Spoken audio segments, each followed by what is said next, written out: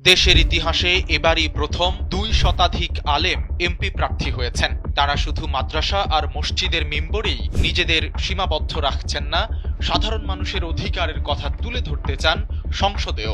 ভোটের মাঠের দারুণ প্রভাব বিবেচনায় এমন অন্তত ৯ জন আলেমের কথা আলোচনা হচ্ছে ত্রয়োদশ জাতীয় সংসদ নির্বাচনে, যারা পড়তে পারেন জয়ের মুকুট।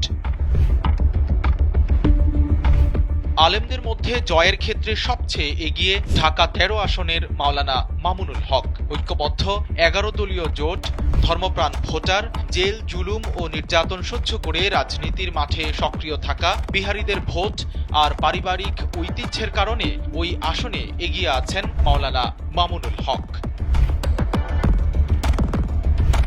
বরিশাল ৫ আসনে ইসলামী আন্দোলন বাংলাদেশের মুফতি সৈয়দ মোহাম্মদ ফয়জুল করিমের জয়ী হওয়ার সম্ভাবনা রয়েছে।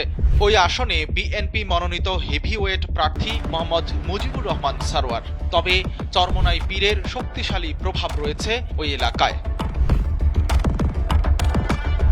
নীলফামারী ১ আসনে জামায়াতে ইসলামীর মাওলানা আব্দুস সাত্তার পেশাগত ও রাজনৈতিক জীবনের বাইরেও ইসলামী বক্তা হিসেবে বেশ জনপ্রিয়। এই আসনে বিএনপি জোটের শরিক জমিয়তের মাওলানা মোহাম্মদ মঞ্জুরুল ইসলাম আফেন্দিরও জয়ের সম্ভাবনা রয়েছে। অর্থাৎ এই আসনে ২ জন আলেমের যে কোনো একজন জিততে যাচ্ছেন।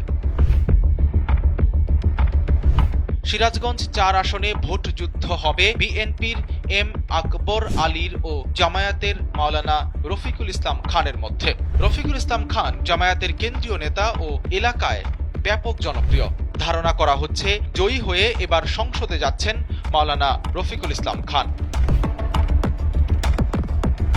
কুষ্টিয়া ৩ আসনে বিএনপির মোহাম্মদ জাকির হোসেন সরকার ও জামায়াতের মোহাম্মদ আমির হামজার মধ্যে হাড্ডাহাড্ডি লড়াই হবে। জনপ্রিয় ইসলামী বক্তা হিসেবে আমির হামজার জয়ের সম্ভাবনা খুব বেশি।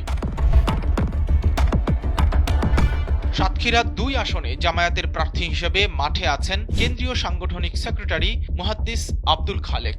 ইসলামী বক্তা হিসেবে জনপ্রিয়তার কারণে তিনি জয়ী হতে যাচ্ছেন বলে ধারণা এলাকাবাসীর।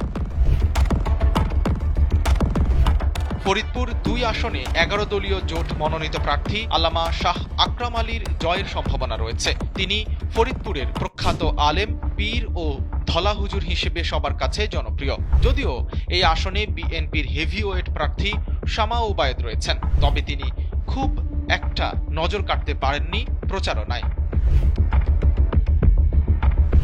লক্ষ্মীপুর ৪ আসনের প্রার্থী খালিদ সাইফুল্লাহ। তিনি একজন জনপ্রিয় আলেম। সাধারণ আলেম থেকে উপজেলা চেয়ারম্যান হিসেবে জয়ী হয়ে হইচই ফেলে দিয়েছিলেন।